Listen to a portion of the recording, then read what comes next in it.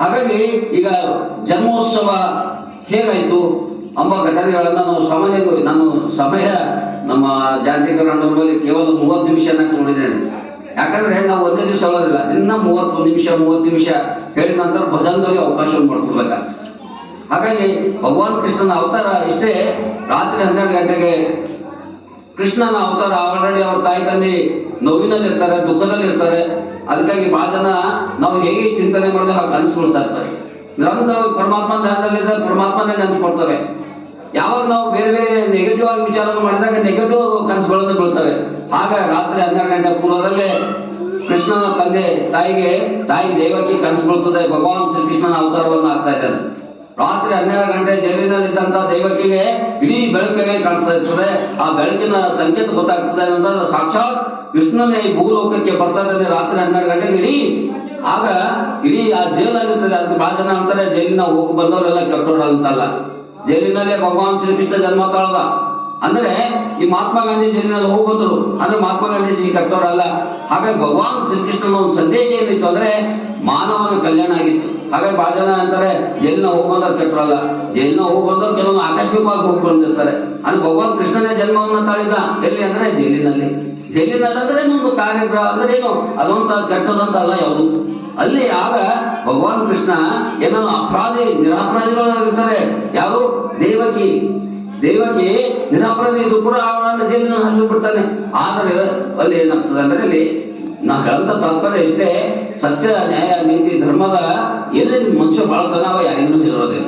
ಜೈಲಾದ್ರೂ ಒಂದೇ, ಮನೆಯಾದ್ರೂ ಒಂದೇ, ಪಟ್ಟಣ ಆದ್ರೂ ಒಂದೇ, ಗುಡಿಸಲಾದ್ರೂ ಒಂದೇ, ಬಂಗಲೆ ಆದ್ರೂ ಒಂದೇ. ಆಗ ಅದು ಹಿಂದೆ ಯಾವಾಗ ಆ ಶಕ್ತಿ ಬರ್ತದಂದ್ರೆ ನಮ್ಮಲ್ಲಿ ಪರಮಾತ್ಮನ ಬಳಿ ನಂಬಿಕೆ ಇರಬೇಕು. ಪರಮಾತ್ಮ ನಮ್ಗೆ ಉಳಿಸ್ತಾನೆ ಎಂಬ ಭಾವನೆ ನಮ್ಮಲ್ಲಿ ಇರಬೇಕು. ಸದಾ ನಮಗೆ ಕಾಪಾಡ್ತಾನೆ ಎಂಬ ಭಾವನೆ ಇರಬೇಕು. ಸದಾ ಕಾಲ ನಮ್ಮ ರಕ್ಷಣೆಯನ್ನು ಮಾಡ್ತಾನೆ ಭಾವನೆಯನ್ನು ನಮ್ಮಲ್ಲಿ ಯಾವಾಗ ಸದಾರವಾದಂತ ನಂಬಿಕೆ ಇತ್ತು ಅವಾಗ ಆ ಕೃಷ್ಣನ ತಾಯಿ ತಂಗಿನ ಹತ್ರ ಇತ್ತು. ಏನಂತರ ಖಂಡಿತವಾಗಿ ಭಗವಾನ್ ಕೃಷ್ಣ ಅಂದ್ರೆ ಸಾಕ್ಷಾತ್ ಕೃಷ್ಣ ನನ್ನ ರಕ್ಷಣೆ ಮಾಡ್ತಾನೆ ಎಂಬ ಭಾವನೆ ಆ ದಂಪತಿಗಳ ಹತ್ರ ಇತ್ತು.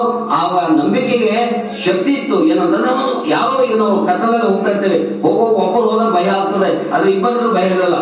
ಅಲ್ಲಿ ಏನು ಮಾಡೋದಿಲ್ಲ, ಯಾವ ದೇವರೆಲ್ಲ ಭೂತರಲ್ಲ ಅಂದ್ರೆ ಭಯದ ವಾತಾವರಣ ಇರ್ತದೆ. ಇನ್ನೊಬ್ಬರ ಜೊತೆ ಇದ್ದರೆ ಅಂದ್ರೆ ಭಯ ಹೋಗ್ಬಿಡ್ತದೆ. ಹಾಗೆ ಇದು ಆಧ್ಯಾತ್ಮಿಕ ಅನ್ನೋದು ಹೇಗಿದೆ ಅಂದ್ರೆ ನಮ್ಮ ಜೊತೆ ಪರಮಾತ್ಮ ಇದ್ದಾನೆ ಅಂದಾಗ ನಮ್ಮಲ್ಲಿ ಸ್ವಲ್ಪ ಧೈರ್ಯ ಬರ್ತದೆ. ಕಷ್ಟ ಬಂದಾಗ ಅದಕ್ಕೆ ಹೇಳ್ತಾರೆ ಪುರಂದಾಸರು ಏನ್ ಹೇಳ್ತಾರೆ ಅಂದ್ರೆ ಕೃಷ್ಣನನ್ನು ನೆನೆದರೆ ಕಷ್ಟ ಒಂದಿಷ್ಟಿಲ್ಲ ಅಂತ ಪುರಂದಾಸರು ಹೇಳ್ತಾರೆ.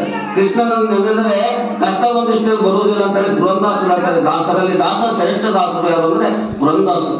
ಹಾಗಾಗಿ ಇಂಥ ಒಂದು ಆಧ್ಯಾತ್ಮಿಕ ಚಿಂತನೆ, ಆಧ್ಯಾತ್ಮಿಕ ಒಂದು ನಡೆ ನಮ್ಮ ಜೀವನದ ಕಡೆಗೆ ಹೋಗ್ಲಿಕ್ಕೆ ಸಾಧ್ಯ ಆಗ್ತದೆ. ಇಂಥ ಒಂದು ಆಧ್ಯಾತ್ಮಿಕ ಚಿಂತನೆ ಅದು ವಿಶೇಷವಾಗಿ ಶ್ರಾವಣ ಮಾಸದಲ್ಲಿ ನಾವೆಲ್ಲರೂ ಚಿಂತನೆ ಮಂಥನ ಮಾಡಬೇಕಂತ ಸಂದರ್ಭ.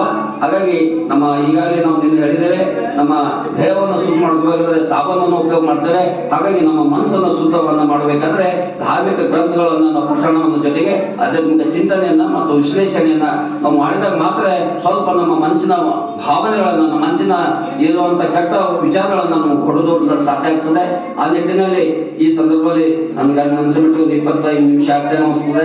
ಹಾಗಾಗಿ ಸಮಯ ಈಗ ನಮ್ಮ ಕುಲಕರ್ಣಿ ಸರ್ ಅವರ ನಿವೃತ್ತಿ ಕಾರ್ಯಕ್ರಮದ ಅವತರಣ ಕೂಡ ಇದೆ.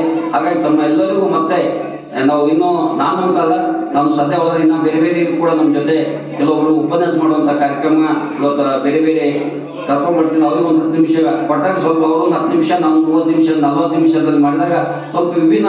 ಯಾಕಂದ್ರೆ ಒಬ್ಬರು ಮಾಡೋದ್ರಿಂದ ಇನ್ನೊಬ್ರು ನಮ್ಮ ಜೊತೆ ಇದ್ದಾಗ ಸ್ವಲ್ಪ ಡಿಫ್ರೆಂಟ್ ಆಗಿ ಚಿಂತನೆ ಮಾಡಕ್ಕೆ ಅವಕಾಶ ಸಿಗ್ತದೆ. ಹಾಗಾಗಿ ನಿಟ್ಟಿನಲ್ಲಿ ತಮ್ಮೆಲ್ಲರಿಗೂ ನಿಮಗೂ ಎಲ್ಲರಿಗೂ ಶ್ರೀರಾಮ್ ಜಯ ಹನುಮಾನ್ ನಮಗೆಲ್ಲರಿಗೂ ಒಳ್ಳೆಯದನ್ನು ಮಾಡಲಿ.